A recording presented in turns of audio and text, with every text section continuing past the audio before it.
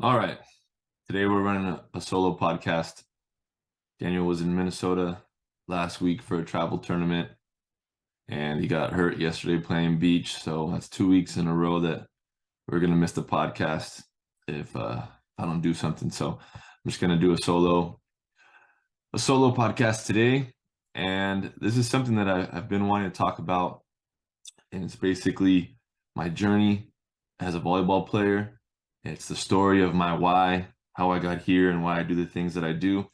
And I think that everybody has one of these stories, and I think a lot of them are different, yet they lead to different things. They lead to big exciting things, and there's no one right way to get there. So I figured I would just share how I got here, and maybe that will help people understand volleyball a little bit better in some way. I don't know, but I'm going to teach you some of the things that I learned over my career as a volleyball player from the very beginning, and just kind of teach you guys a little bit about my why and why I think that's important, and some of the other things that I think are important along the way. So to start off, I started playing volleyball in middle school. I was originally the only sport that I had done was the track team. I had always been an athletic kid. Like, we'd run around as kids and play in the neighborhood with the kids in the neighborhood, but I never played. Well, that's not true. I actually played baseball when we were little, and I was good at it for little league, but I didn't really want to continue to play baseball. I stopped playing after a little bit. Just wasn't that passionate about it. But when I got to middle school, this is like when my athletic journey started. I think I had always wanted to be on a sport. I knew that. And I was on the track team, sixth grade and seventh grade, I believe. Sixth grade for sure. And I'd been on the team and I was good at running. I knew those things. So I knew I'd be good for track. I made the team. That was no problem. No big issues here. The big moment for the track team, though, that I wanted to talk about was when I got to the first track meet. Now, this is crazy. We had been practicing on the middle school on like the back grass of the middle school field, and it was like no big deal. We're just running and training, no problem. But then they took us on the bus and sent us to the high school to go do the meet. And as a little sixth grader, this high school looked like an Olympic arena. Like, it was so much pressure for me when we got there. I was so freaked out. I would immediately realize that, sports created anxiety, although I didn't know what it was at the time that I was feeling. I just knew I was terrified. And I had to run these races, and I was just getting beat out by everybody that we were playing against or racing against. It didn't matter how good I was on the grass field. I just couldn't perform at this arena, and I think it had a lot to do with the anxiety. I will never forget one of the first 200s that I ran. No, it was a 400. I didn't know what to do, and I just took off immediately. I was ahead in the race the whole time, and then like at 300 yards in, there's only 100 left. I was gassed, and then everyone just passed me, and I finished. And all I could think about was how embarrassing it was that everybody was watching in the stands, and it just felt like all this pressure, and I just caved, and it was terrible. That's actually a good thing to talk about when it comes to the athlete and the environment relationship. That's what I'm studying right now on how to be a better performer, is this relationship between the athlete and their environment. And if I could go back and talk to my coaches, I would say that's one thing that we should have worked on, is being in that stadium more and understanding that environment a little bit better, because I was for sure shocked by the environment that we had to perform in, and I was not ready to perform under those circumstances. If it was in the grass field, I probably would have done a lot better, because that was the environment that I had been training in. But when we got to the arena, everything was brand new. So that's a topic for another time. But the athlete environment relationship is something we for sure should talk about later in the future. So that was that. Then I get to seventh grade, and I realized, like, okay, I'm good at running, but I don't like running, and I wanted to be on a sports team. So sorry, I'm not trying to say track isn't a sport, but I wanted to play. I wanted to play a sport. You know what I'm talking about. There's a team, and you guys are competing. I guess I'm not doing a good job saying the track's not a sport. It just wasn't for me. Let's go with that. Uh, so I tried out for every sport throughout the year, and I found out that you had to be good at baseball to be put on the baseball team at by seventh grade already, which I think is a ridiculous thing as well. You got to be good at basketball to make the basketball team in middle school. You got to be good at soccer to make the soccer team in middle school, football. And I finally get to one of the last sports before track or at the same time as track about volleyball. And luckily for me, volleyball didn't have enough people try out. So I made the team by default, which is crazy, which is why I think it's crazy that you have to be good at sports to make a team when you're so young. I mean, I was 11, 12 years old, and you already had to be adequate at the sport for them to even consider you on the team, which is ridiculous because look at my path.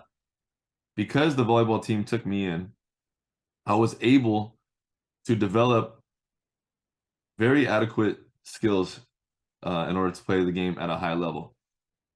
This is why I'm so dedicated to volleyball. And even though they put me on the team by default, it was the sport that gave me a shot. It was the sport that I didn't have to be good at in order to be put on the team. I was accepted, and through that, I dedicated myself to growing at it and being really good at it. If it would have been any of those other teams, if they would have took me in, I have no doubt I would have tried to excel just as hard because they gave me a shot. And I think we need to consider that when it comes to youth sports is not taking kids in because they're good or not, but seeing something deeper in them that allows you to say, hey, this is sure they're not where I want them to be, but where could I take them? Where could I take them into the future? I think that's more important than what we see on surface level. We could talk about that at a later time as well. But volleyball took me in. It was the best feeling in the world. I feel like I made a team sport. I liked my teammates. We had a good time, but nothing really happened. Nothing exciting happened during this time. I was a left-handed athlete that learned how to play volleyball right-handed, and that screwed me up. That's something we'll talk about later because I had everything, all the bad habits that I try to break with players, I had them all because I literally had to learn the game from a backwards mindset, which I did. I mean, I still play right-handed today. I had to learn how to fix my approach the other way. I had to do so much calibrating with my right arm. But by the time my high school coaches way later found out I was left-handed, all the damage had been fixed. We had corrected all the bad habits by that time. So no matter. I will say during middle school, the best thing that happened was we got the experience for one, but two, I met one of my teammates. He was a lower classman, Travis O'Gorman. No, he's later. Travis Hudai. His brother played for Warren High School, which was the high school I ended up going to after. And he came to some practices to coach us a little bit because he knew a little bit more than our middle school coach. And we looked up to this guy because he had played on the high school team, which was like, wow to us. That was the highest level we knew about at the time. So he was super good. And plus he came and would play with us and he was super good. So we respected the heck out of him. And he's the one that told me to go to go to the high school camp, the freshman camp for Warren. And I wanted to play volleyball. It was like my sport now. So I signed up for this high school camp. And this is where things start to get interesting. So let's fast forward to that summer. I show up to the first day of camp, pay my fees and all that stuff, and I look around. I'm the only freshman that showed up to this thing. Nobody else came. Everyone else around me at the time looked like seniors. Watching them play, they were really good. Everyone was jumping high. I mean, some of these guys were like 6'3", 6'4", like built like football players. They were good and they were athletic. And I was just this little twig with long hair. Actually, before we got to freshman year, I had long hair down to my shoulders and I was a little vegetarian kid and I was all scrawny. But over that summer between 8th grade and freshman year, I cut the hair off. And I'm rocking very similar hairstyle till now. And I get to this camp, so got a new look, new high school, and I show up to this camp and I'm the only freshman there. And all these other guys look like they've been playing volleyball for 20 years. And I'm immediately terrified. Now, I still suck really bad. I'm goofy footed. I'm still trying to figure out how to hit right-handed. The only thing I have going for me is I got a little bit of jump. I can jump a little bit at this time. So terrified again, stage fright, right? Just like when I was on the track field, like the pressure and anxiety immediately hit and I was just somewhere else. I was not present, focused on having fun and getting better. I was just terrified the whole time. And the only thing I was thinking about was surviving through this thing without anybody making me feel how I felt when I failed at the track meet. And I did a great job. I stayed under the radar until the very end of the first day of the summer camp where we played 6-on-6. And at this point, I'm like, I know we're going to rotate around and I have to get to the service line eventually. I did a good job hiding through the game, rotating all the way around. But once we got to the service line, I had to touch the ball. I had to play. And that's where it set in. Like, here goes my failure moment, like on the track field. And I'm like, I'm not going to not serve. So I tossed the ball and I served the ball and I completely biffed it. And the ball it just went up and it landed about the 10-foot line on our own side. And what felt like 5 minutes of pause was really maybe a second, or it was just all in my head. But as soon as I missed that serve, everyone that was on the court with me just got super excited. They were like, hey, let's go, do it again. That was close. Do it again. And I had this support. This like, hey, you screwed up, but try again from the teammates around me. And that's something that we're going to talk about through this whole thing is how my relationship with the people around me pushed me to be better, pushed me to want more. And it's what I do till this day. I play for the people around me and I push for the people around me and the people around me push me. They gave me the ball back. They said, try again. So now I'm a little bit more motivated because I have this support and I serve again. This time it hits the net, but they were more excited than they were the first time because it was a little bit closer. And again, hey, let's go. That was close. That was close. They give me the ball back. Then let me serve it a third time. And this time I'm like, let's go. And I hit it as hard as I could. And it went over the net and they didn't even play it. Everyone just started running around like, hey, you got it. And coming up to me, giving me high fives. Great job, great job. I don't remember what happened after that. But I can tell you, think about it, right? If you are a kid right now, or you're a coach working with kids, how you act around your team makes a huge impact. Here I am at 28 years old, still talking about this moment that happened to me when I was 13 and how it affects the way that I think about the game. Because of the way that those upperclassmen treated me, the way they supported me, the way they pushed me to be better, they didn't get pissed and talk about how I screwed up and that I was worthless and that I wasn't good. They encouraged me to push on. That kept me playing volleyball. If I would have had a similar reaction from my teammates or coaches when I was on the track team, maybe I would have been more of a runner. But I didn't, right? There was no support. There was just failure and that was it, done. But on the volleyball court, that freshman year, with all these guys that were a lot better than me, when I failed in front of them, they supported me. They made me feel like the attempt was good enough. That was amazing that you went and tried. Keep trying. And I've been chasing that feeling ever since. Every time I go after a ball, if I fail, I don't care. Set me again. I just want that feeling of pushing through the failed attempts to get the one that matters. I don't care that I didn't look good for the last 5. I wasn't doing those to look good. I was doing them to get to a desired result.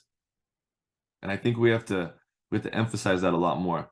Those two things, that the environment, including the people that we're playing with, dictates how we think about what we're going to do next.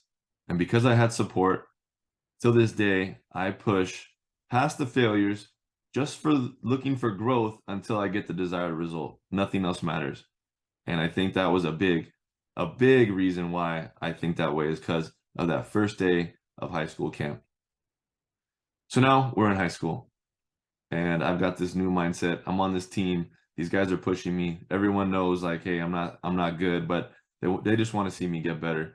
So I trained with the they were definitely all sophomores through seniors. It wasn't just all freshmen, but I was the only freshman. And I trained with them for a while. There might have been some freshmen that trickled in throughout the season, but I for sure trained with all these guys that were a lot better than me for the first semester because boys volleyball is second semester sport. So I got a lot of training with these guys that were a lot better than me before we even got to season. And that's a theme that I have been seeing throughout my career that I want to keep touching on as we go, which is I keep being put in these places where I've always had to become something that I wasn't to get to where I wanted to be. I was never, well, at the time I was not the guy. There were some instances where I didn't see growth because I was the guy on the team and I didn't feel pushed. But for a lot of my volleyball career, I was put in these places where I had to become something I wasn't to get to where I wanted to be. And this was one of those things for sure, was I was the worst on the team and I didn't want to be the worst on the team. I wanted to be better at volleyball. I wanted to do what these guys were doing. So I had to push through those things. So that was a whole semester of that, taking that. And that was pretty crazy. That was about it for freshman year though. We had some good times, which I think are very important. I met my core friends around that time. At the time it was Alfonso Mata and Jesse Martinez and Dean Kendall.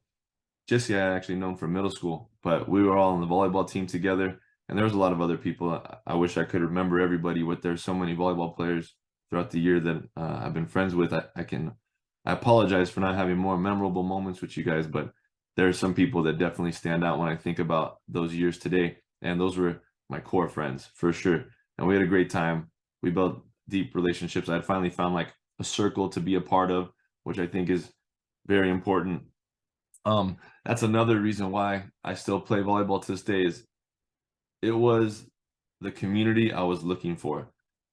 Now, I struggle when it comes to coaching some kids because I don't feel like, and I shouldn't even say this because I'm just coming from a different place than them and maybe I just don't understand where they're at. But sometimes it feels like they're not locked in to this community of we're here to get better and I'm pushing for the people around me and growth is the push.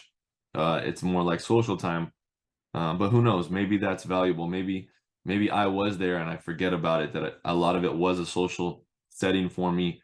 And through that, I developed a burning desire to grow at the game. So I don't want to take away from them on that, but let's just stick with this idea that having the community and feeling like that was an important part of my identity, being on this team, being a volleyball player, these are my friends, these guys that I play volleyball with, these are my friends. That had a lot to do with how we grew and the success we had. So I met a lot of those guys freshman year, and the seniors that I was telling you were really good. It was like a whole varsity team of seniors. Maybe there were 2 juniors on the team, and they had all graduated. And those guys, Fonzo, Dean, Jesse, they had can't come into the team later in the year. So we had more freshmen show up after tryouts and stuff. But we all had to step up sophomore year and be on varsity. There was no varsity team anymore. There was this really good team. I mean, the city of Downey was good at volleyball at the time. Warren versus Downey games were crazy. I don't know if it was because of how good I wasn't at the time, but it seemed like college level volleyball was being played from our varsity teams on Downey side and Warren side. And I know it was really good because there were a handful of Downey guys that went on to play at the next level, and so did some of our guys. So it was really good volleyball. Those guys all graduated, and we had these shoes to fill. Now, this is a touch point on culture, right? Knowing that these guys were leaving, underclassmen had this feeling of I have to fill these shoes, and that's all a cultural thing. Those guys are gone, but they've still left a mark on how everyone else needs to act in this program. And I think that's a huge thing to point out about culture. And maybe it's not something that's set every year, but it's definitely something that's built on, and we got to keep that in mind as we're going through season after season, as we're building a culture over a long period of time, or maybe even in a season by how good those guys were. But I doubt that it was a one season thing. I bet you that culture developed over a couple of years. So we're sophomores.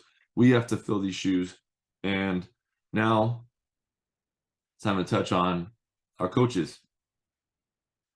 That guy, Chris Hudai, who came to visit us at middle school practice, now became the coach. He was a senior when I was a freshman, and he now became the assistant varsity coach and JV coach for Warren High School. The head coach was Brad Simons. For whatever reason, Coach Chris, we called him Hoodie, he coached us through the whole first semester. And there was clashing for sure, because we didn't want to be coached by a guy that we went to school with. It just felt like we were having to succumb to this hierarchy that we disagreed with. I'm not gonna let you talk to me like that, and stuff like that was coming up a lot. But he was determined to break us, and to an extent he did. We gave up on this idea of being mad about it, and we just accepted it, and we went through it. But I will say that breaking us is the right terminology for what happened. This is how I describe these guys. Coach Chris was relentless first and then kind second.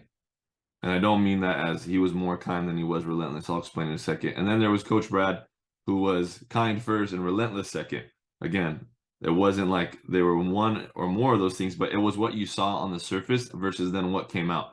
So Coach Chris, relentless first. He would walk in with a stern face. You're gonna listen to me today. We're gonna push today, or we're gonna do something hard today. That was always the case. Push, push, push, yell, yell, yell, get better, get better, get better. But it was always followed up with like excitement and cheering and smiles. He would play psychological warfare with us, I swear, where we'd just be talking and be all like, yeah, yeah, yeah, great. And then he would look at someone and be like, what are you doing? Why are you late? Well, so it would be like cool-headed, and then whoa, out of nowhere, just like hard on us. Or vice versa. He'd come in super hard. We're gonna do this insane workout today. Everybody's like, I don't want to do this. People are falling out, not able to finish, and then getting up and finishing, and then afterwards he'd make fun of us and make jokes, but not like bullying, make fun of us, but light play, have fun with us. Sum it up, our sophomore year was a building year for sure. All these freshmen becoming varsity players as sophomores, getting a new coach that we didn't respect yet. And then most importantly, doing hard things that you didn't think you could do. That is very important. And it is another milestone in my development. And it is a very consistent thing that I was unfortunate to have and blessed to have. 100% blessed to have. Unfortunate because as you're doing it, it's hard. But because you did it, now you're tough. I had been put through relentless things that I didn't think I could do. For example, I don't know, running so many sprints, running a couple of miles. They were little things during high school, but I can remember that through them all, I didn't think I could do it. And then we ended up doing a lot of them. Or you would fall down tired and you would get up and you'd finish. A lot of these triumphs over hard things, I think, kept me going later when I had to go through even harder things. This is something that I quote now, is I can do hard things now because I have done hard things before. And I don't think people understand that. We got to do hard things. The more hard things that you do, the more you realize you can do harder things. So Coach Chris made us do hard things that taught me that I could do harder things. He was the push coach. Let's go, let's go, let's go, let's go, let's go. Then there was Brad Simons. He had experience that that no one else had, not even Coach Chris at the time, because he has just graduated high school. Brad went to Huntington Beach High School. He had winning seasons. I don't remember much more than that, if I'm being honest about his career. But I do know that when I would look at him, I didn't even have to know that he was good at volleyball, but I knew that he knew a lot about volleyball. He was very analytical. We called him the game coach. Coach Chris was the practice coach. He could train the heck out of us, and Coach Brad could coach the heck out of us when it came to games. At least that's how I remember it. He could tell you things. I remember this. I was on the bench once during a girls' match, and because he was the high school coach for the girls too, and he was screaming things out. He was making reads before they were even happening, and that's something that I'm going through now that I realized was what was good about him being the coach was he could see things before the rest of us saw things. But he's on the court, on the sideline, and I'll never forget this. He's coaching the girls, and he's like, watch angle, and he's reading the girl, and she's not listening, and not even worried about the ref saying anything. He kind of steps into the court a little bit, grabs her arm, and pulls her a little bit over, and the ball gets hit right to her. And I'll never forget that. That was the coolest thing in the world, that he saw what was going to happen before it happened, and he moved that girl, and she got the dig. And I was like, wow, this guy can see things that we can't see. So picture him like that. He was the strategy coach, but he was always calm on the outside. And I thought that was great. He was calm and collected, and he was just focused on next play. But he would lose his mind sometimes. I'll never forget a couple of times he breaks his clipboard and yells at us, but you knew he meant it when he yelled because he never yelled, versus vice versa. Chris was always yelling. He was always yelling at us, so everything was like, all right. But with Brad, he was very calm, collected, and then when you screwed up, he let you know, and that's how you knew you really screwed up. And that's how I think we had a good balance between these two guys, is because one was constantly pushing us, but showing us that there was a kind side, which I haven't got to yet, which I'll mention in a minute. And then there was Brad, who was always calm, collected, but then knew when it was time to let's go. So you had these two forces that were training you and creating this mindset and these athletes that, let's go. You have to push as hard as you can through training, but then there's times where you need to be calm, collected, and focused. But if things are getting out of hand or we're getting down, we need to get a little bit angry here. We need to push. We need to have some more drive. So it was a good balance, and I think I have a good balance as an athlete today from that foundation. But to touch on Coach Chris specifically, because we were with him a lot more than Brad, at least during the developmental stages early in the seasons, actually throughout most of the years, he was always there for you. No matter, this is what I was saying, he was kind second. On the surface, it was push. Let's go. But if you needed anybody to talk to, he was always there for you. And another reason why I play volleyball all the time is, although I didn't have it as rough as some people, I think one thing that we always got to remember is everybody's got their troubles. No matter what your life is, everybody's got their troubles, and people have it hard no matter where they come from or what's going on. And when I was growing up, it was a single parent household. My grandparents did a lot for us, picking us up from school, getting us food, until about halfway through middle school. And then it was me and my brother. We'd walk home most of the time. We'd have to cook for ourselves when we'd get home from school. So we were becoming pretty independent early on, and mom would come home later around 6 o'clock at night every day. So we had to be there for each other, me and my brother, growing up a lot. And I had gone through a lot of mental stuff. You know, in high school, you start to realize things that are happening to you in life. And I remember somewhere between middle school and high school having this realization, like, dang, there's this absent father figure in my life. And we had heard things about, you know, why he didn't want to be around. And there had been some things said that me and my brother feel like we were to blame for why we didn't have this parental figure in our lives. And it really sucked. So there was a lot of mental stuff, plus just growing up in general puts a lot of toll on you. So we're trying to figure out life. We're going through a lot of the day solo, walking home together, cooking for each other, and we're just kind of like figuring things out on our own, right? So we're dealing with a lot. And I had a lot of breakdowns behind closed doors that nobody knew about. I was going through it. Let's just say that, okay? And Coach Chris was always there for you. He's the guy you could talk to. There are multiple days where I'm sitting teary-eyed in front of this guy, bawling, crying sometimes, and he's just right there to be gentle and kind. That's the kind of guy he was, right? On the surface, at practice, push, push, push, push, push. But then if you needed him to be kind, he was kind. But what you knew for sure was that he cared about you more than anything. And he did it for you. And this is what I think is such a good part of being a coach is he had something to prove for sure. He wanted to be a great coach, but he did it by being there for the players. He knew that he had to be there for us first in order to become a great coach. And that's something that I'm trying to emphasize in this today is you got to do it for the people around you. If you do it for the people around you, it'll happen for you.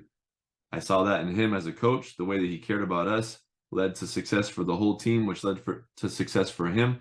I've seen that as an athlete, caring for my teammates that are around me, pushing the people that are around me, made me better, led to success. So that's a theme for sure. Coach Brad was also there for us. We had personal relationships with him. Either way, these guys were parental figures to me. They were missing father figures in my life.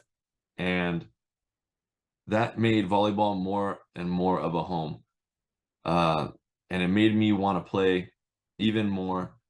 All those struggles that I was going through as a young person, as a teen, they just went away when I was at volleyball practice. And that's why I wanted to play volleyball more. We had morning practices. We had to be there at 5:45 in the morning. We'd play volleyball in the morning because the gym was full in the evening.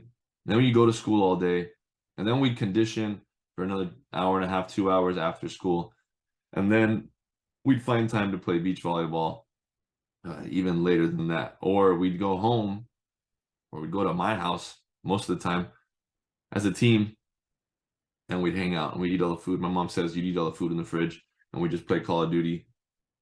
We were just doing shenanigans. We'd go doing things that we weren't supposed to do, causing a ruckus. But we were definitely always together. And that made all those bad things go away for the most part, or at least me not thinking about them and creating good times. So always playing volleyball, being around father figures, the people that were on my team or my closest friends, we built a dynamic, right? Let me talk to you about some of these guys. Let's talk about the teams now. You talked about the coaches and the community that I felt in this place. Volleyball was filling all these empty holes that I had in my life. And now let's talk about the friends, right? Let's talk about how I had people around me that pushed me to be better. They pushed me to become something that I wasn't. Now, I'm sure I pushed them as well, but I need to talk about how they pushed me. So standouts. Brian O, Dean Kendall, Nick Alvarez, Alfonso Mata, and Jesse Martinez. These were my closest friends on the volleyball team, at least from what I remember. So I can't even tell you the timeline. I know we were sophomores and it was just me, Nick, and me, Dean, and Alfonso, and Jesse. And then Brian came in, I think, our sophomore year, junior year, something. He came in after, but Brian was this young guy. I believe he was Korean. And from what I remember, he wasn't allowed to play sports. His parents were like, no, you have your studies and that's it. And he didn't ever tell them he was on the team. He would just show up to practice, grind, and then go home and lie saying it was at the library, right? From what I know, they didn't find out that he was playing volleyball until like we were in CIF and he said, hey, this whole time I've been on the volleyball team and I would like for you to come watch my game. And I think they did. I don't know if I'm remembering this story wrong, but I thought that was cool. And maybe I've been telling it different, but that's what I remember was Brian's parents didn't even know he was playing volleyball. He had to lie to play volleyball, but he would show up and he would work super hard. He was a grinder, man. and he was a damn good libero. Dean Dean was Mormon. He had like 700 brothers and sisters, and he would have to go to uh he'd have to go to church in the morning for some kind of Mormon school thing early in the morning. So he would either miss practice a lot, or on days that we didn't have practice, he would pick us up in his big old van. This was like our car, man. Dean took us everywhere in this big red van. And he had to go to he was used to waking up early and grinding because he had to go to church school every morning before practice or before school. So he was used to that, and he was always there early to pick me up in the mornings, to drive me to practice, drive me to school. And he was a great guy. Dean was the one that taught me about dark humor. This man would make the most mean, I wouldn't even want to say mean, they were just funny, but they were jokes that you're not ready for somebody to say. And he was the best. He was so funny. He was the one getting us into wild things. We were making we were he'd come up and be like, hey, we're making flash bombs today. Like, what? Where did that come from? Don't do those kinds of things. But he was wild. Let's just say that. He was funny, he was wild, this Mormon kid. And he was a great volleyball player. But he was one of my closest friends. Him and Dean ended up being my best friends. Alfonso, one of my best friends as well. But he wasn't with us all the time. Or maybe I just don't remember that he was with us all the time because he was a super quiet guy. But then there's Alfonso. Alfonso was this guy that was quiet, and he uh he was super smart at volleyball. And he was the kind of guy that when he said something, it made you laugh because he never talked. So then when he said something, it meant something. And he was a great passer and uh silent guy, but he was really good. Then there was Nick Alvarez. Let's talk about Nick. Nick was a milestone for high school for sure. We went from the sophomore year to knowing who he was, because he was like the guy from Downey now that played club, and he was really in shape, and he could jump high, and he was smart. He was like the above the rest of us when it came to the whole league. And I met him over the summer of my sophomore to junior year at open gyms, and we got super close. And he ended up moving right next to Warren and transferring. So now we had Downey's best player on our team, and we were just locked in at this point. We just trained super hard. He taught us things. Nick knew Brazilian jiu-jitsu, and he would teach us how to do that. The guy was just like, he was like the A-level person, right? At this point, he was like, wow, I'm learning a lot from this guy. He was like an A-level person. I was a B personality at the time, and I was learning so much about how to not care what people thought about you, how to be silly in public, how to fight a little bit. He taught us all some Brazilian jiu-jitsu. So he was a good friend slash mentor. He was this first person to push me to be better when it came to my peers. He was a great guy, one of my closest friends, and he just jumped in right into the culture that we were building. And he just, again, we were always together. He was teaching me like, oh, I'm doing this jump program. Oh, I'm going to this club thing. I'm going to these things. So I learned a ton from him.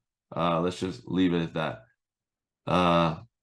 So these guys are my tight knit crew, and we were best friends. We were always hanging out together throughout all of summer. We were playing beach volleyball together, and they all pushed me to be better. And that is the community that I'm talking about, that we need to have, where you built a community where you guys all fight for each other. You guys are best friends, and those things show up on the court. Because we were so close, we knew who would go for what balls. We knew how to talk to each other. We weren't worried about chemistry because we had it more than anything else, and it made the volleyball way better. So that's that. Let's leave that there. Okay. We graduate from high school. Well, let's talk about senior year. Junior year, we went like this second year of CIF.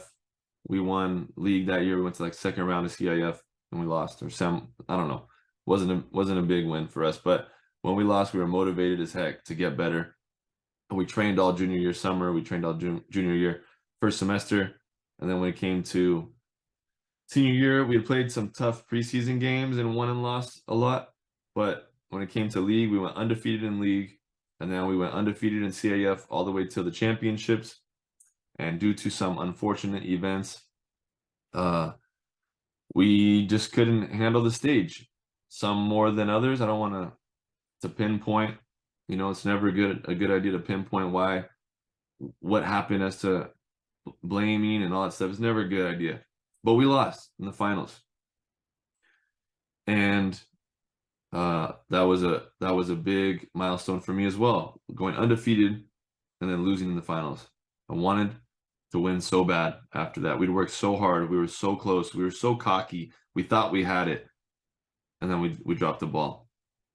And that created this desire for me to get back to that stage again. You notice there's a theme of me being on these stages and it getting more and more intense and me getting closer and closer to getting that end goal that, well, in the beginning, that I didn't even know I wanted, but deep down decided I had to have. Being on track, just done, not even getting started, just like can't handle the pressure.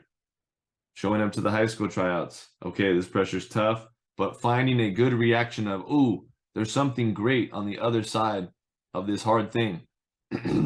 At that point, it was support, it was push, it was finding out that you should push for that end goal. Making it far at CIF and then losing, and then getting to senior year and going undefeated, getting as good as you thought you could be, and then losing in the finals. Now I'm deciding I'm gonna go to juniors college. I'm not joking. I didn't know a lot about college in high school. There was nobody teaching me these things. I didn't go to any of the like learn about college seminars and stuff like that. All I knew is I remember one math teacher saying, "Don't worry about it. If your grades are bad, there's always junior college, and then you can work up from there."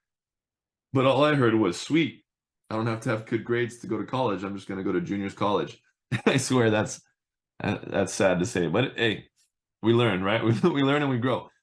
But I had already been to a couple of Long Beach City College volleyball games because of one of the guys that graduated from Warren went there, and we went to watch him play. And I'm like, wow, there's an even better version of volleyball than I had ever seen. This is like in person. I mean, because there was a time where like YouTube was just getting popular. I think this is how I remember it. YouTube just came out or something like that, or it was just getting popular. And I had watched like Jiba on YouTube. I think that's like everyone's seen that video, like Zumba, Misane. I'll never forget that video. He's just banging balls. Like, wow, this is great. This is the best volleyball I've ever seen. But this is the first time I had seen high level volleyball in person. I got to pick up my Fred because he's gonna start barking if I don't. This is one of the first times I'd seen like high level volleyball in person, and I thought this was the best volleyball I ever seen. I wanted to go to this school, so I had dreams of going to juniors college, which I don't know why I didn't think Long Beach City College was different than juniors college. But I was probably joking. I probably really didn't think it was juniors college, but I didn't know there was a difference between junior college and university and all that stuff. Yeah, all I knew is this was college, and I wanted to play college volleyball, and I wanted to go to Long Beach City College because I had seen them play, and I thought they were really good. So I graduate high school. I go to LBCC tryouts. I didn't even mention this. In high school, I was a middle blocker the whole time, right? So I had developed the speed, and I was successful as a middle blocker because I was fast. I could jump high, and I was fast. I was hitting one balls quicker than anybody around us and three balls quicker than any of the other teams, and that's how we were successful. That's how I was successful at my position. And I was really good at pulling blockers and letting my pin hitters have one blocker only to hit around. So I was good because I was fast and I could jump high and I was loud. Now I get to junior college, and I try out as a middle, and realizing, hey, guess what? There's a lot of guys that are big and fast and loud, and I was and can jump high. I was able to keep up with those guys because I could jump a lot higher. I was touching about the same as them, even though I was shorter than them. but I wasn't going to be a good fit for middle blocker because it took me a lot longer to land, and they were just beating me out by size. They could be quicker to quick set blocks, and the other guys were jumping over me in those fast situations. So I was not a good middle blocker for junior college, but they made me an opposite. And this is where I went back to learning how to grind. At the time, that's where I met Charles Belvin. Actually, let's backtrack. When I went to junior college, I didn't start playing right away. I had a lot of bounce back years where I would train with LBCC first semester and then quit. The first year, Nick Alvarez and me were on the team together, and he was my ride every day. And then he had to quit for some reasons, and I had no ride anymore. And at this point, I hadn't developed this idea of like, figure it out, figure it out. It was just like, well, I guess I can't go anymore. I'd missed too many practices, and the coach told me to stop coming. But that year was again another year where I was around a bunch of guys that were a lot older than me and better than me in that first semester where I was just 18 and we're doing things that I never thought I could do before, like Viking miles and being in the weight room, doing things like CrossFit. I mean, I had a really bad diet for one at the time, but I was like getting sick conditioning not every day, but a lot of days was like, this is too hard, or I was pushing myself, or maybe it was the diet. I don't know. But I was going through a lot of hard things. I was going through all these hard workouts and pushing even more. Again, consistent. At 5:30 in the morning, again, we're there at 5:30 to get set up and get ready. Probably about 5:45. We're starting, and I'm doing all these hard things early in the morning again. Sucks. So I'm being pushed again. Another consistent thing in my path is being pushed to do hard things that I didn't think I could do. Being around guys that are a lot better than me, being pushed to become something that I'm not to get to where I need to be. So I did that for 2 years where I played for a little bit and then I had to quit. And then I was kind of doing some entrepreneurial stuff, building a DJ agency when I wasn't playing volleyball, and I thought that was more important. So I was like not super hard into volleyball as a player, as hard as I needed to be. And then I was also coaching at Warren High School, and then with Chris Huda and Brad again. And then Chris got me this job at Apollo Park with Volitude, which was like the origin story as to how I got involved in Volitude. Let's stick to Long Beach City College for now. So I did that for 2 years, and then my third year, I'd taken 2 years off. So my third year out of high school, now I'm like legit. I'm driving. I'm going to practice every day. We're doing Viking miles, which is running up the LBCC stairs and then running a lap and then doing that 4 times. We're doing hard things. Okay. Let's stick to the people in my life that pushed me to be better. Okay.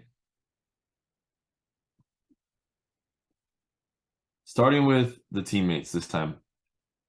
There's this guy, Charles Belvin.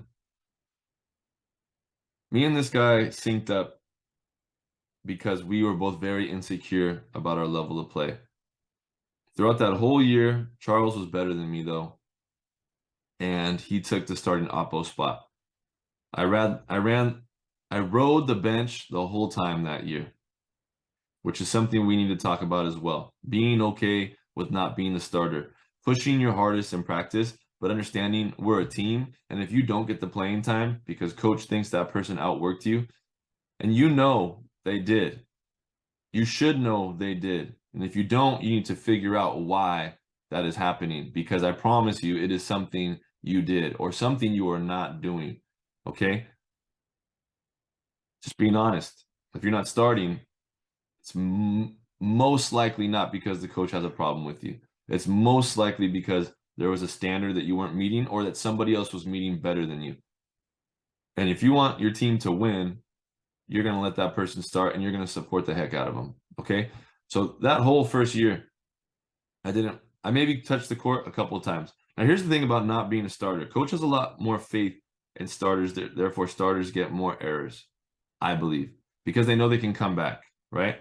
So the thing about second string is, you get put in, but you got a slim window to prove that you're ready for that stage, or else they're going to feel like they need to put the starter back in. and use that break for the starter to kind of get their mind straight before coming back in and doing what they do, right? So I had a couple of chances my first year to get in, and I didn't do anything with it, made an error or didn't do much, and then the starter would come back in very fast. Charles would come back in very fast. So Charles was better than me. He started the whole first year, but we gelled because we both had mindset issues. We were both not that confident. And I'll never forget, we had like a team bonding, and we were sitting in coach's house and eating barbecue, and we pulled out journals and we started writing like things that we want to improve on. And me and Charles just like clicked right there. And I think that's what helped us become friends for life. We're still friends to this day, but we both wrote down work on our confidence, and we're like, hey, let's help each other with that. And I think we did for a while.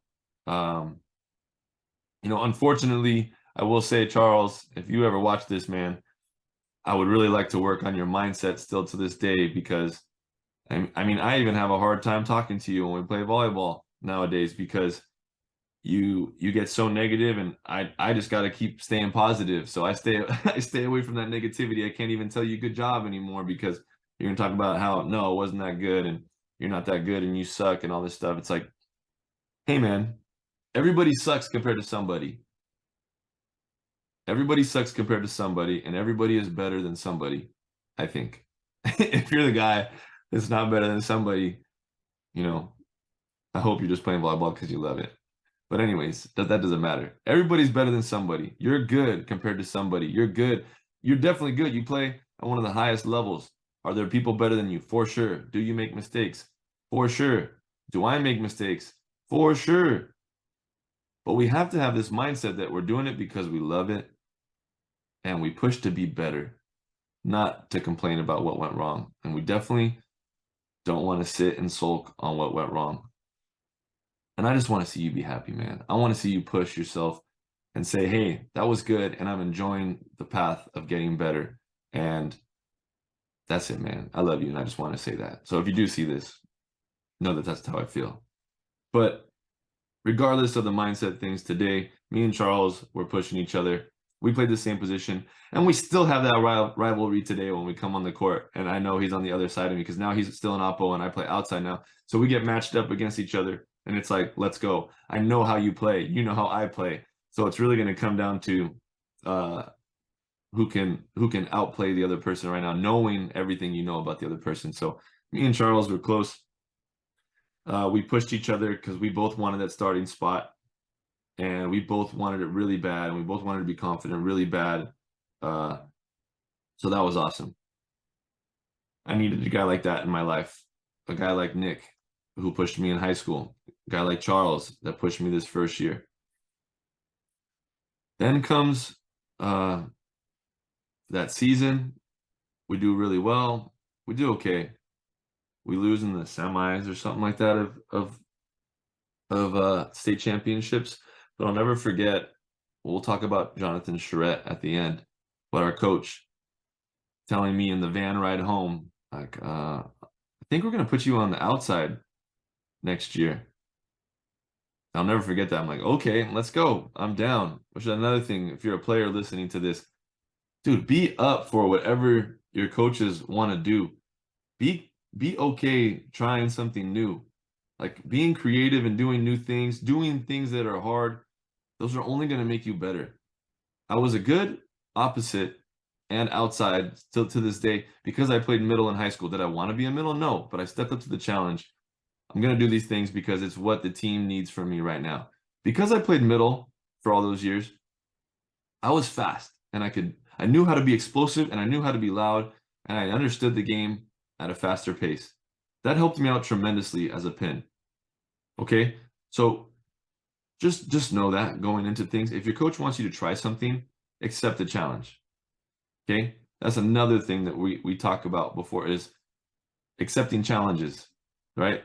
The more you are capable of accepting challenges, the more challenges you're going to be okay accepting, obviously, right?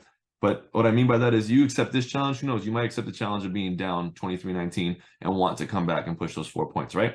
You just get comfortable accepting challenges, okay? So I accepted that challenge that my coach said, you're going to be an outside hitter. Let's do this thing. So we train. My passing was god-awful, but I didn't really have to pass because here comes what might be the best volleyball year I ever had competitively, where we're winning. we we have these guys. I don't know if Andrew was already. No, Andrew must have came on the team this year. So did Gary. Gary Trejo was a freshman when I was a senior in high school. I had graduated, taken 2 years off, and now I played 1 year in college. And that was my second year in college. Now Gary is a freshman in college. So my second year playing in junior college, Gary Trejo is coming to Long Beach City College. So I get Gary Trejo, Charles Belvin, Travis O'Gorman, Andrew Pearson, and Caesar, whose last name I can't remember. There's also a handful of other guys, Mai, and forget people's names, whatever. They're not going to see this. I'm sorry if I forgot you, but I'm going to talk about those handful of guys because they left an impact on me for sure. So Charles is still on the team. Now he's Oppo, and I'm playing outside. We're on the court at the same time now. Okay, but let's talk about training. We got this guy that comes in, Andrew Pearson, and I remember showing up and this guy just pushing the heck out of me. He could have been there on the team the year before, actually, but let's talk about him now.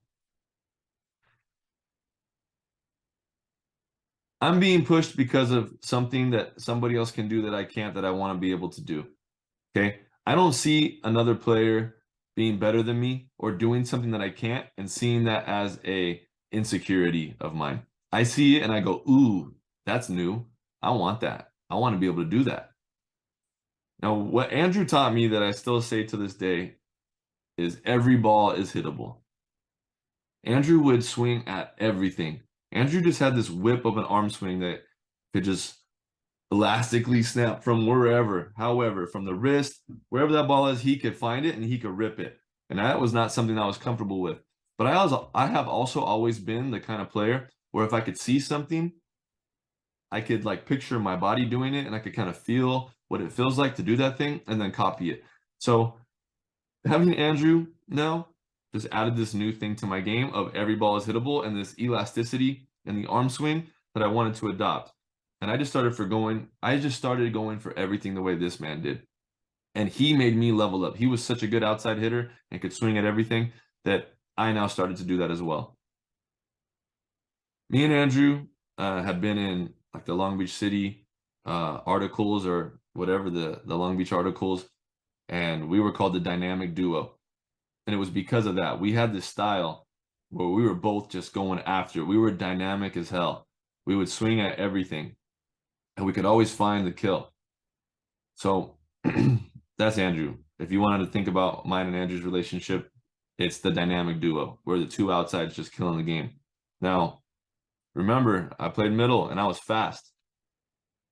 Now here comes Gary Trejo. Might be the reason why I was so successful. It wasn't that I was as good at timing and stuff like that, but Gary was good at finding you. And me and Gary got close as an outside and setter. We weren't close off the court, but we were close on the court. And I would always compliment him. I had someone tell me, like, dude, become best friends with your setter and they'll set you everything. And I would do that. And I would always tell him, and here's a trick, people. If you want your setters to set you more, tell them good job. Don't complain. You figure it out. You fix the set. If there's something wrong with the set, you fix it as the hitter, okay?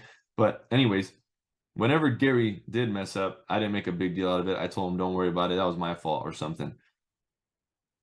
But that was rare. Gary was on point, dude. We could run 3 balls to the pin.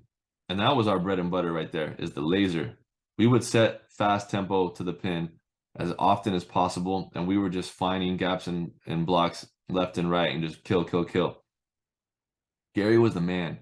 And Gary was my favorite setter to this day. I love Gary Trejo. I wish I had him as a setter to this day. But he was the man, and he pushed hard too. But let's just leave it at that. Then there's Travis O'Gorman. Now, Travis came in. He played at Cal State Northridge and then transferred to Long Beach City College. And Travis is one of my best friends to this day as well. Notice there's a theme that the people that I played volleyball with become my best friends, and a lot of them are still my best friends today. I play with all these guys. Well, Gary, I don't think Gary plays anymore. He definitely doesn't show up to where I play. But Andrew, Travis, Charles, I still play with these guys. Travis came in and he was an outside. Travis was a great guy. Travis is the nicest guy. Travis is the kind of guy where you make a joke making fun of him, and he's just gonna say, "Thanks, man," and not make a joke back. He's just too kind. But on the court, he'll push you, man.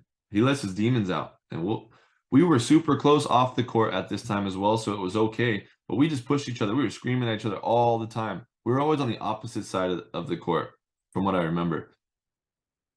And we would just be screaming at each other. It got so bad that one time our coach had to pull us aside after practice and be like, "Hey, what's going on between you guys? We got to talk about this." And we were like, "What? There's nothing wrong. We're like best friends."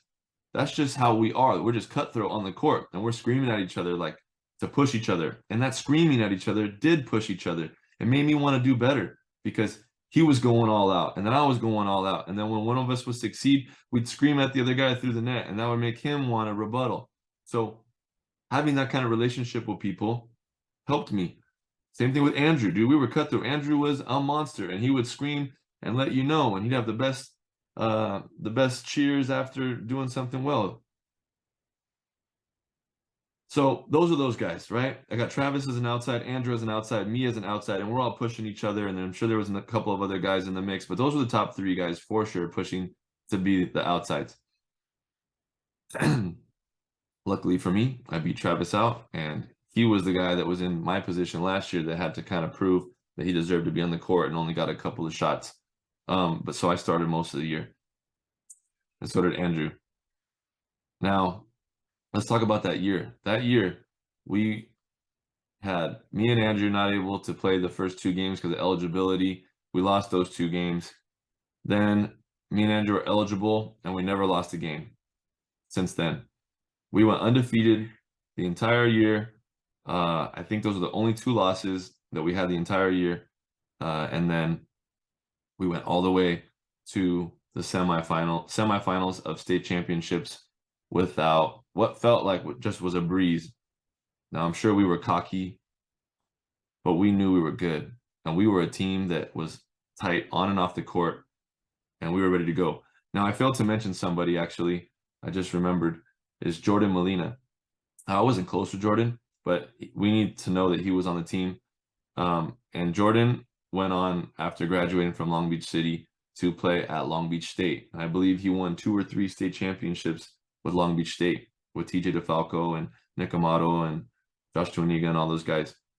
So I don't know what happened. There was like an overflow of Long Beach State guys where they like cut like 5 or 6 of these guys from the Long Beach State roster. So those guys went on to play in the city colleges. So that year, the city colleges had these spurts of like Long Beach State guys that helped make the teams a lot better. So the guy that we got was Jordan.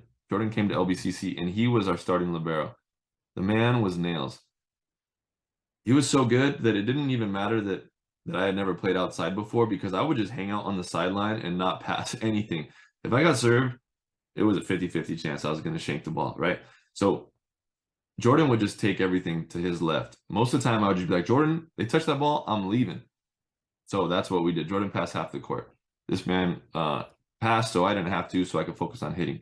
So Jordan and Gary and Andrew and Trav, all these guys were the reasons why I was successful, right? Back to that theme of you have to play for your teammates, and you have to build that community so that you could be successful. If it wasn't for Jordan's passing and Gary's nails setting and Andrew and Travis pushing me and teaching me things that I didn't know as hitters, and Charles on the right side pushing me as well, I don't think I'd ever be here, right? I needed those guys in my life to push me to be who I am today, okay? So think about that. Golden West, OCC, these guys are the top other schools besides us. These are the guys that we have to play semifinals and finals in order to win the state championship. Golden West had, I think, 2 or 3 guys from Long Beach State on their team. They were all attackers. I think one was a setter, actually. but they were really good. And we might have won that game in a fifth set bad call, people say. No, it wasn't a fifth set. It was a fourth set bad call that people say why we won that game. A guy that had also played at Warren was playing at Golden West. He was after me. He played with Gary though. Daniel Vasquez, killer libero, went on to play at Sacred Heart, I believe. He played for Golden West, and there was like a ball that was up, and the ref called it down, and they swear that was the reason why we won. But they did have us. I'll tell you that. We were in the fourth set. They were up 2-1, and the score was like 24-19. If it wasn't that, it was really close. Let's just say they needed 1 point to win, and we needed a lot. Okay, I had felt it. This is the first time in a while since I had went undefeated in high school and lost in the finals that I had felt that kind of stage fright again. Like, oh no, we're about to lose. They scored the point for 24. Now let's talk about Caesar. I'll never forget Caesar. Caesar was kind of like a chill guy throughout the year, right? Just like, a guy like Alfonso, didn't really talk too much, was chill. They scored 24. That feeling of we're about to lose sits in for me, maybe some other guys too. And Caesar turns around with his, I think he was like probably 7 feet tall. The dude was tall, okay? Just put his arms, felt around all of us and screamed in our faces, we're not effing losing. We're not effing losing. And because we were so close, Caesar and all of us were close, man. All of these guys, we were close. Everyone, just like with however he said that, at least for me, was like snapped me out of this defeat feeling, and we're gonna win. We're not effing losing. And it was like in the zone. Everybody was in the zone. I don't even remember being on the court. Time was slowing down. Time was speeding up in certain parts, and we were just going. Everything was off the ground, and everybody was going for the kill, and everybody found what they needed to find in that moment to make sure that we didn't lose that point. All of us were in a state of flow at the same time, and we just went one after another, getting points, coming back and winning that game in 5. One of the craziest feelings ever for me, for sure. Now, I didn't even tell you the best part about this whole thing for me. A week before that semifinal match, we did a scrimmage to try to get prepared, and I had landed on the opposite's foot during the scrimmage and twisted my ankle bad. And I had just been I didn't practice that whole week. I had just been doing rehab the whole time. And I remember coming to the gym like the day before the scrimmage and just getting some light touches, not even jumping. I thought for sure I wasn't going to play in the semis. But thanks to the trainer's helps, they got my foot ready. I mean, it was still bad. It was still fat. It was like a rock. It was like a fist in my sock still. They just taped it up. They gave me some something, Advil or something. But the adrenaline and the willpower pushed me through that game. And this is where I talk about people being relentless. And, I try to not be hard on people, but I know we have more in us than what we're willing to bring out most of the time. And I know injuries are not something to play with, but just to say it for here, right? In my own experience, I needed to win that game. I needed to play. My ankle was not going to be the reason why I wasn't going to give my all. And I didn't even feel it throughout that whole game. I had not practiced for a week on a bum ankle, and I had 25 kills that game. Career stat high for me. That was the most kills I have ever gotten in a match, and it was in the worst state I could possibly be in with no practice for a week. So I don't let people tell me anymore that you can't do things that are hard. And again, I thought maybe subconsciously I knew I could do that hard thing because I had done hard things before. There's a theme here, right? So just think about that. on all that we went through. Caesar turned us around saying, we're not losing. Pushing through a 5-setter on a broken ankle. That wasn't broken. On a twisted ankle, a weekend, and we ended up winning that game. It was iconic. Then it was like the next day, we had to play OCC for the finals. OCC had Gianluca Bravo, I believe his name is. I now know him because he plays for the Texas Tyrant. No, does he still play for the Tyrants? Or does he play for? He might play for someone else now, but he plays in the NBA. But he went from OCC to USC. The guy was good. Shorter guy that could jump out the gym and had a cannon of an arm swing. He played for OCC. Apparently, he was having a bad day or something was wrong with him as well. That might have been. Some people say that's why we won, is he was having a bad day. Some people from their side. I really don't care what people say. We won. We had to play them the next day. Very next day. I woke up that morning and my ankle was trashed. I could barely walk on it.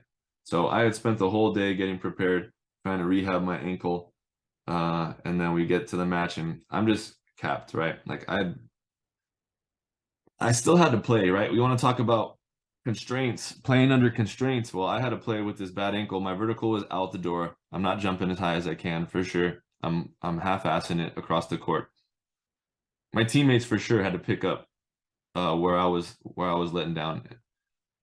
But I still got 15 kills that game. I still figured it out. We won in 4, I believe, and we won a state championship. It was amazing.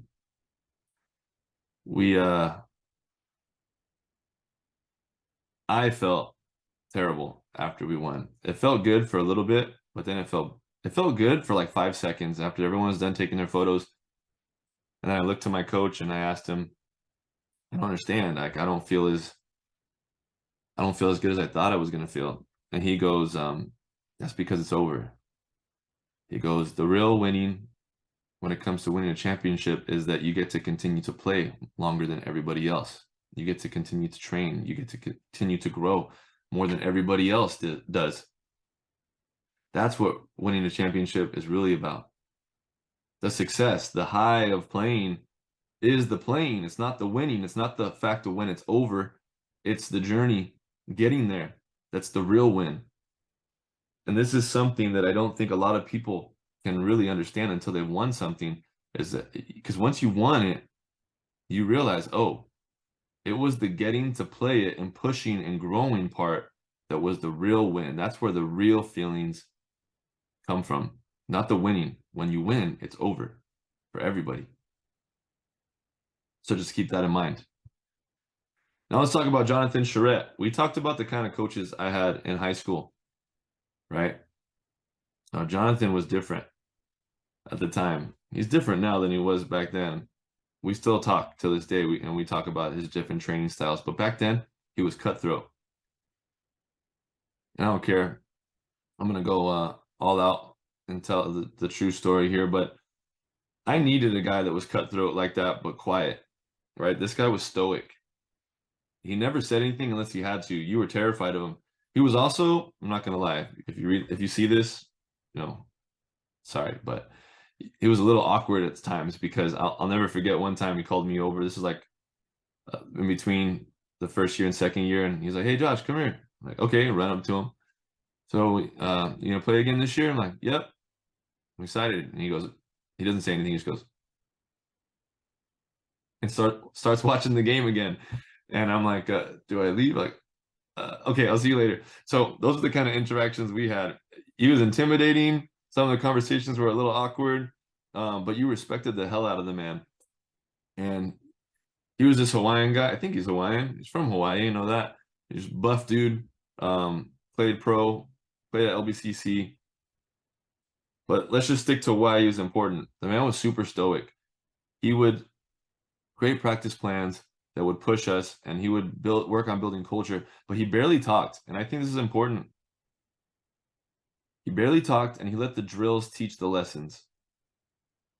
And when he said something, you knew he meant it, kind of like with Brad.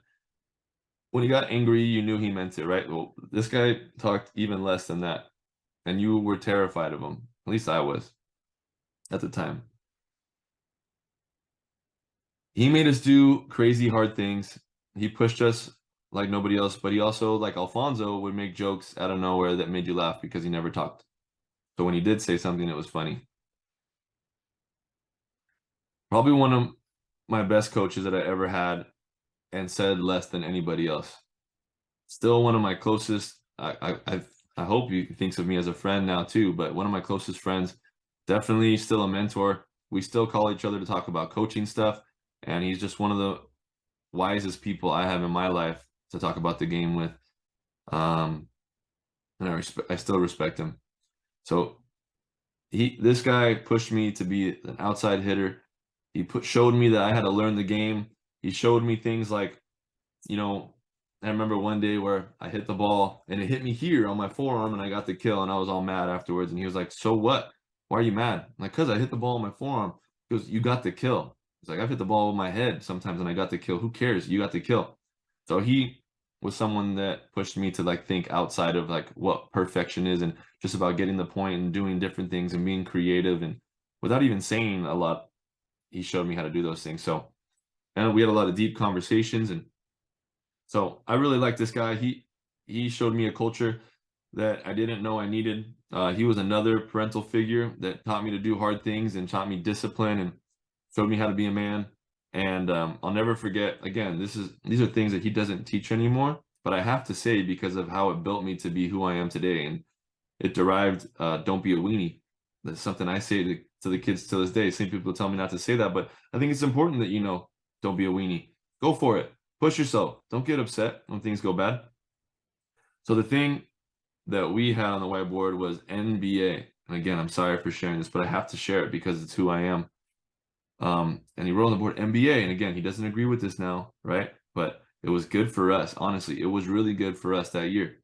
He put NBA on the board, and that was the first day we walked in. It's just NBA on the board. I'm like, what the heck is this? And he looked at it and he pointed NBA. And everyone's thinking like basketball. And he goes, "This is what we're gonna live by this year." And we're like, "What does that mean?" He goes, "NBA, no bitch assness." And we loved it. It was funny. It was a little vulgar, and it helped us think about how we needed to be as teammates. We weren't gonna cry about things. We weren't gonna worry about messing up. We were gonna push. And if things got hard, you were gonna push. So I still live by that today. NBA, NBA. I think about it to this day. It's where I derived when I tell my players, "Don't be a weenie," or I'll even say, "No bad attitudes," sometimes as NBA. Um, we have to push. We can't be crying. We can't be getting upset. You have to push, push, push. Okay? NBA, no bad attitudes. So he taught me that. He taught me things like better the ball. If the pass is bad, make the set better. If the set is bad, make the hit better. Hit the ball in a way that makes it look like the set wasn't bad, or set the ball in a way that makes it look like the pass wasn't bad. So things like that. He taught me things like the things that we talk about with our environment. The volleyball court is a jungle. If you're a lion in a cage and then you get released into the jungle, you're not going to survive probably. But if you're a lion raised in the jungle, you're going to figure out survival tactics. So that's like this whole like learning your environment and learning how to survive in your environment. I got that from him early on. And I also got this idea of being a lion from him.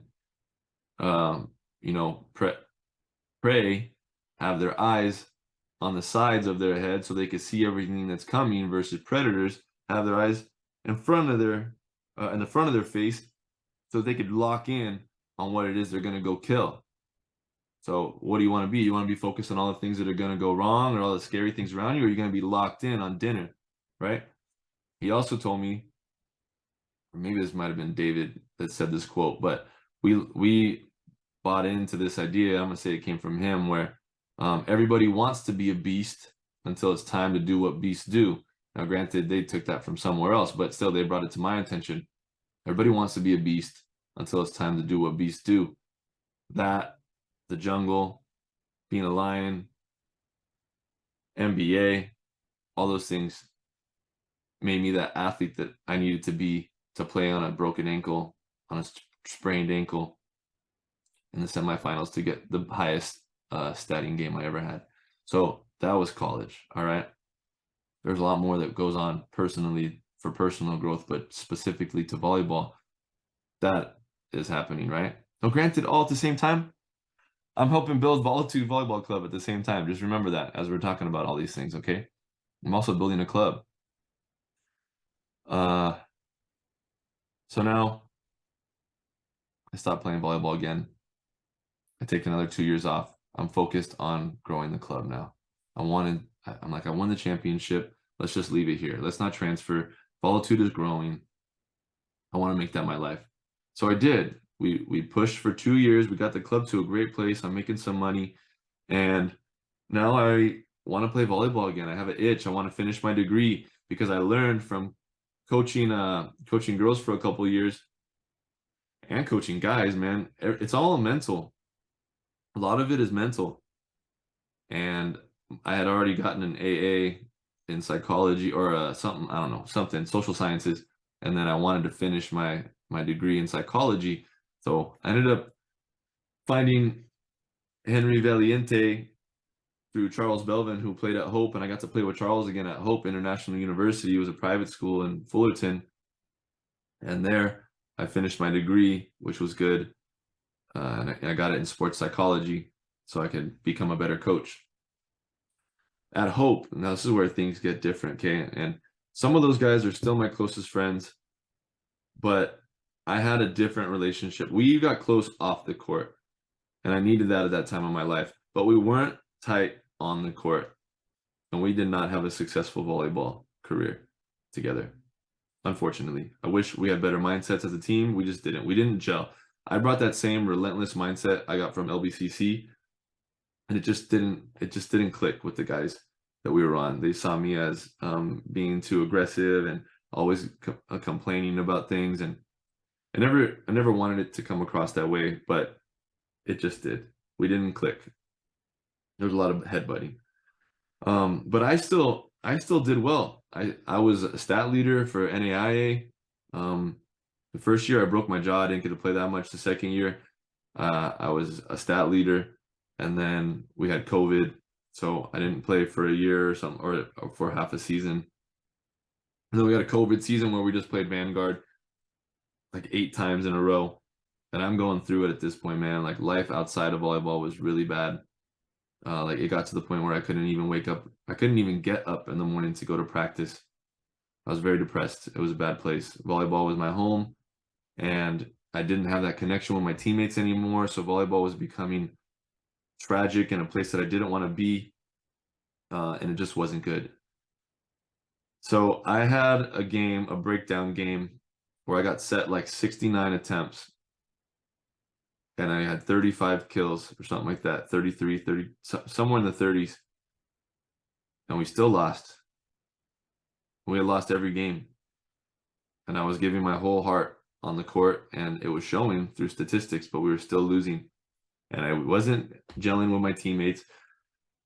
They were blaming me for attitude things. I was blaming them for a lot of things, and it wasn't a good environment anymore. On top of that, one of the businesses that I had started was failing horribly. Volitude Volleyball Club was at a bare minimum, because how can you really run a volleyball club when you're going through a pandemic? So that income was limited, very slim. So I'm going broke. I got bills to pay. I'm going through hell mentally. I don't want to get up in the morning. And for the first time ever in my career, I quit something. And a lot of people were pissed. That coach still doesn't talk to me. He'll be friendly if he sees me, but we all know he doesn't want to talk to me. I can tell. And I know how he is. I've seen him do it to other people when we were friends. How he will like just show face, but deep down doesn't want to talk to that person at all. And I can see it when he talks to me. And I wish he didn't. I wish he understood more where I came from, because we were close. And it sucks to know that he can't stand me because of that. But I had to quit. I had to do it for me. It was the first thing I ever had to do that was that hard, was quit. And a lot of people were upset about it, but I had to do it for me. But whatever. I went on. I took that year off, and I joined the MVA as a social media person, because that was the business that I had started during COVID to make money with social media. And the MVA hired me to do social media graphics and edit videos and stuff like that for them. And I did that for a little bit. I didn't want to play volleyball. I didn't want anyone to know I played volleyball, so I was just camera guy that first year. And towards the end of the season, I was on the Stunners, right? They had won the year before, I think, or Stingers did. I'm not sure, but they were like second or something like that. But they were really good. They're one of the top teams. So I was just the camera guy for these guys, and then I was starting to build up a competitive drive again to want to play at the end of that NBA season. So I asked them if I could join in for some practices instead of filming, and they thought it was funny. Like, yeah, the camera guy play. And then I was, I still had it. And they're like, what the heck? What are you doing? What are you doing on the side? You should be on the team. So they put me on the team. And now I'm in my third year with the Stunners, and we're having some fun. Volleyball is not what it was for me. I'm trying to build back the competitive edge. You know, I don't really talk about it, but it's been over a year now. I got cancer. I got bladder cancer, and it like took me out. Like I had to deal with that, and I lost my competitive drive. I lost this like I'm indestructible feeling, and it made me feel kind of weak. So I've been building that back up now. It's been over a year and a couple of months now since then, and I'm starting to finally feel like myself again. I'm building up that competitive drive again to push. So that's where we're at now when it comes to volleyball. And I'm still pushing, and we're still growing the club. And, that's the whole story, right? And if you look at throughout that whole thing, I was blessed enough to have, I didn't even mention this at Hope, but we have morning practices there as well. Through high school, junior college, university, everyone made me get up early and grind. Everybody made me get up early and grind, and everybody made me push to want to be the best and improve something. Consistent things that happened, right? I was put in these places where I always had to become I was put in these places where I always had to become something I wasn't to get to where I wanted to be. And I wanted to be there so badly that it trumped any feeling of inadequacy. From high school, being the freshman that couldn't play against the seniors, but they supported me to push me to go on, to being in junior college, to seeing these other guys, these great volleyball players that have come from Long Beach State or that they could do things that I couldn't, seeing that and going, I want to do that. That's the next thing that I could do. Having to get up early in the morning to do it, doing Viking miles, doing harder and harder things that I didn't think I could do, doing hard things to prove that I could do harder things, or thinking that I could do hard things because I had already done hard things. All these things were crazy. They were all pushing me. And you know what? Throughout the whole thing, I was never thinking about, oh, I want to play D1. I never even understood what that was. So like way later, like my sophomore year of junior college, I never even understood that. I never wanted to be a pro. I just wanted to be better than I was the day before. And whatever path that is for you, it could be some people get led down the D1 path from that. They learn a certain thing, they learn about the D1 college stuff, and they push for that. That's great. I'm not saying there's anything wrong with that. That wasn't in my cards, but I still had a similar path of look at this hard thing. I want to go do that thing. I want to go do things that other people haven't done. For me, it was grow a volleyball club. We've been doing that for 10 years now, and we're up to 13 teams and a league and an academy and over 20 coaches. Like, that's a hard thing to do. And me and Tommy and everybody that helped us along the way, we did that. That was a hard thing to do. Going from being a left-handed player, learning right-handed, that was hard. Going from high school level volleyball to junior college as a middle and then switching positions, that was hard. Going there and then going to Hope and then going through all that stuff and still making it as far as I did, that was hard. I wish I didn't quit, if I'm being honest, but I had no choice at the moment. I wish I would have stayed through to finish doing that hard thing, but I needed it for mental health. And that was hard. Quitting was hard. Doing what I needed to do for me was hard. Going through having cancer, that was hard. Pushing through doing all those treatments and going through all that stuff, that was hard. But again, all the life skills I learned through volleyball got me to that point to be able to handle that thing and to be able to push through that thing. Everything that I'm doing today, growing this club even more, playing at the highest level that I've ever played before against guys that are a lot bigger, smarter, and play overseas on their downtime while I'm coaching, that is hard. We got to push to do hard things. We got to just consistently push to be better than the day we were before, right? And we got to surround ourselves with a community of people that push us to do those things. And you can't be intimidated by those people that are around you.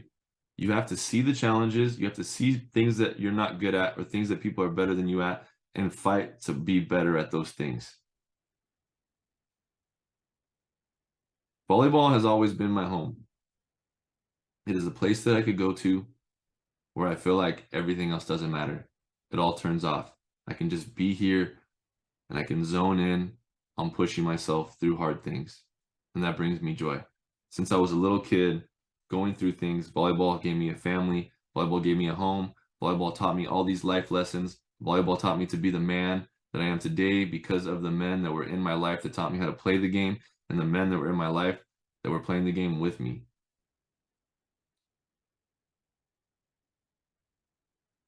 But that's my why. I made volleyball this thing.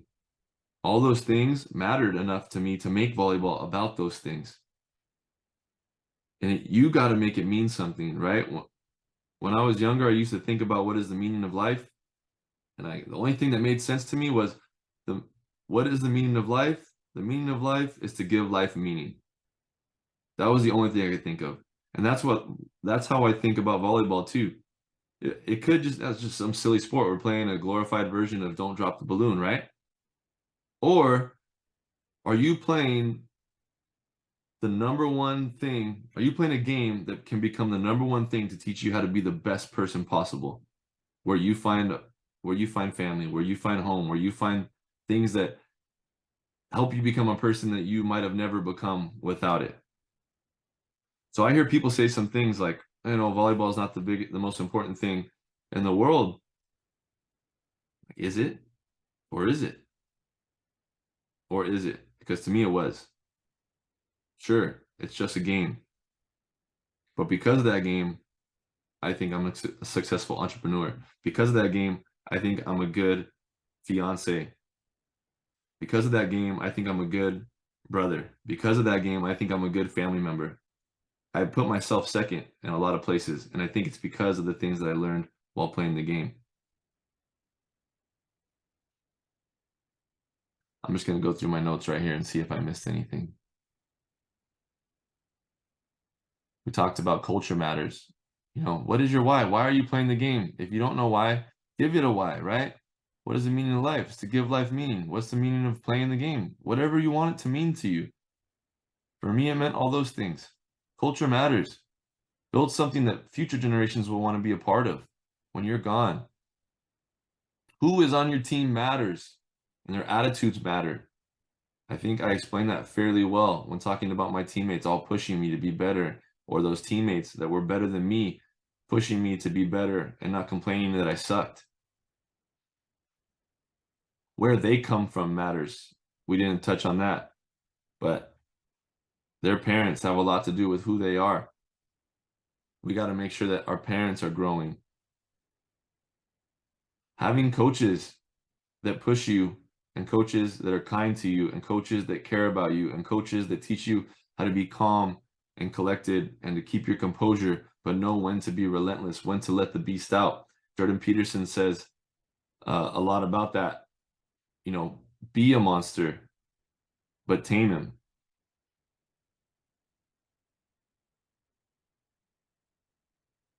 Push yourself to do hard things so that way you can do harder things.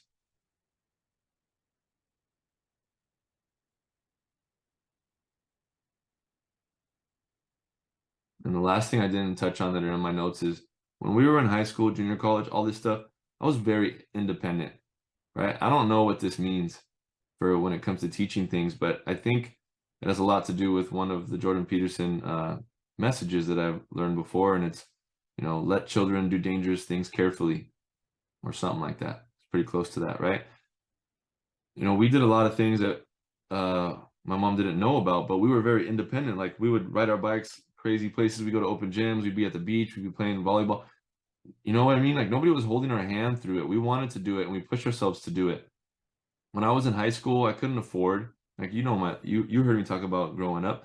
We couldn't afford to be playing club and stuff like that. I couldn't even afford my uniforms for high school. It's $350 a year. So we, me and my friends, and we always did everything together.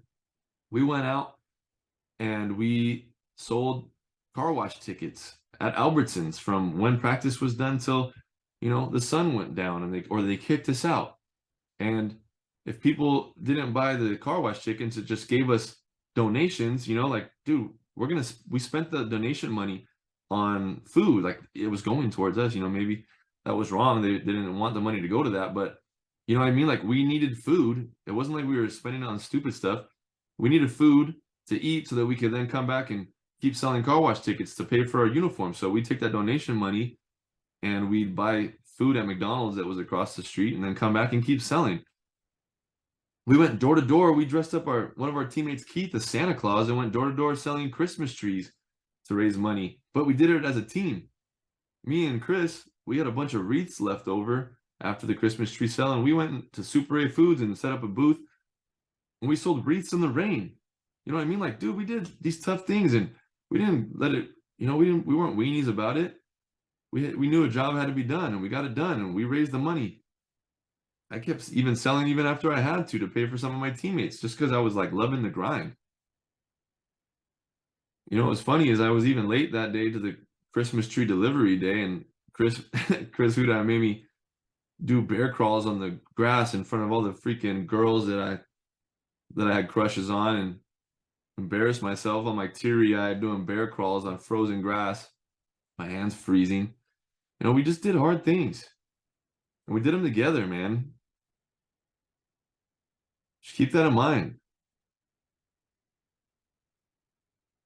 I'm going to repeat what's here at the end again, okay? I was able to do hard things because I had known I had already done hard things. I was put in these places where I always had to become something I wasn't to get to where I wanted to be, and I wanted to be there so badly that it trumped any feeling of inadequacy. People care so much about how they look in the moment. They hit one ball bad, and they feel so embarrassed around them that they don't put as much emphasis, or maybe they never put any emphasis in it in the first place because of the fear of looking bad.